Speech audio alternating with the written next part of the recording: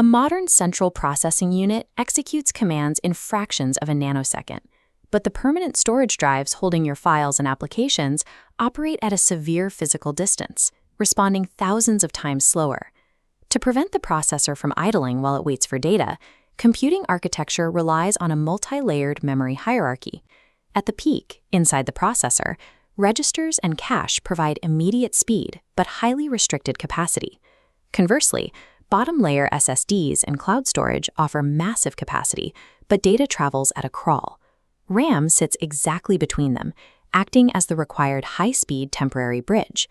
When you launch an application, the operating system copies the required code from the slow SSD and stages it inside the RAM, placing the data close enough for the CPU to execute instructions continuously. A processor's raw clock speed is only half of the performance equation. The system is equally dependent on the architectural efficiency, bandwidth, and latency of its memory. Understanding how memory achieves these speeds requires scaling down to the microscopic physical structure of the hardware. Inside a single cell of DRAM, or dynamic random access memory, data is physically stored by trapping a tiny electrical charge within a microscopic capacitor. When the capacitor holds a charge, the system reads a binary 1. However, these microscopic capacitors cannot hold their electricity indefinitely. They inherently leak their electrical charge over time.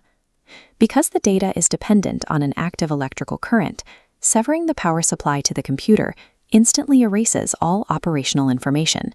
This is why RAM is defined as volatile memory. To prevent the data from disappearing while the computer is running, the system must continuously read and rewrite the information. This specific requirement is what makes the memory dynamic. The memory controller sends an electrical pulse to read the cell and rewrite it at full strength, thousands of times every second.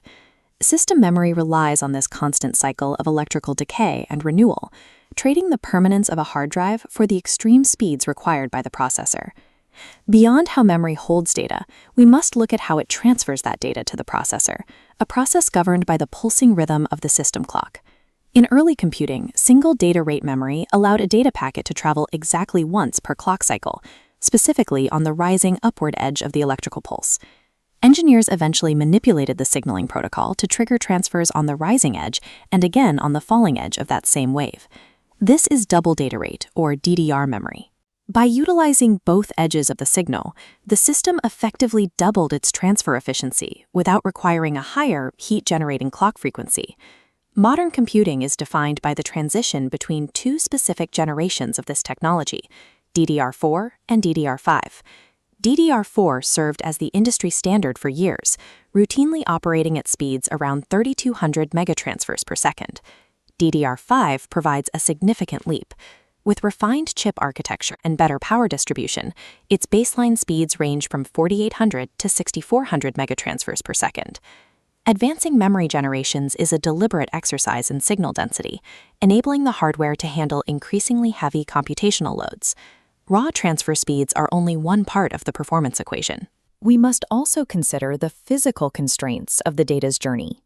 Memory latency measures the strict physical delay in nanoseconds between the moment a processor requests a piece of data and the moment the memory module begins responding.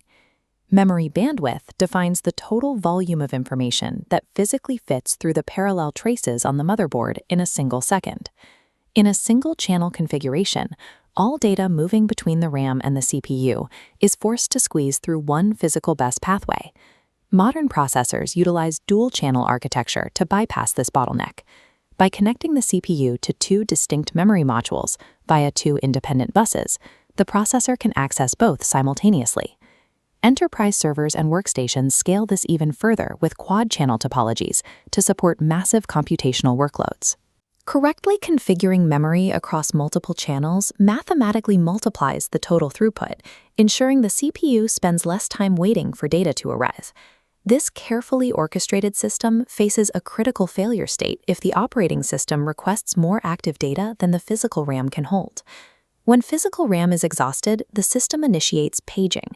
The operating system evicts chunks of data out of the high-speed RAM and forces them back down into the much slower storage drive. Because a storage drive lacks the wide parallel bus and the edge-triggered signaling of DDR memory, the entire system chokes under the resulting bottleneck. In enterprise cloud infrastructure, capacity and speed must be paired with absolute reliability. Because DRAM relies on holding tiny electrical charges, a stray cosmic ray or an electromagnetic pulse can strike a capacitor and cause it to lose its charge, randomly flipping a binary 1 into a 0. Error-correcting code, or ECC memory, uses specialized parity chips to detect these bit flips. When a corruption is identified, the system mathematically recalculates the data and rewrites the correct binary state in real time. At the enterprise scale, raw transfer speed is only as valuable as the mathematical rigor used to prevent systemic data corruption. Training large neural networks requires the simultaneous processing of enormous matrices of data, placing an extreme structural load on every component of the system. In AI accelerators, the raw calculation speed of the processing core is no longer the primary bottleneck. Performance is now limited by how quickly data can move through the memory architecture. A large AI tensor attempting to travel through a traditional planar memory layout creates a visual traffic jam. Standard sticks of RAM plugged into motherboard slots lack the physical pathways to deliver the required bandwidth. Engineers solve this with high bandwidth memory, or HBM. This shift abandons motherboard slots, vertically stacking 3D memory chips directly on the processor package. Placing memory millimeters from the core establishes thousands of ultra-wide data pathways, bypassing the bus to eliminate the bandwidth bottleneck. From the electrical renewal of a single capacitor to the 3D stacked architectures of supercomputers, RAM serves as the active workspace for all modern computing.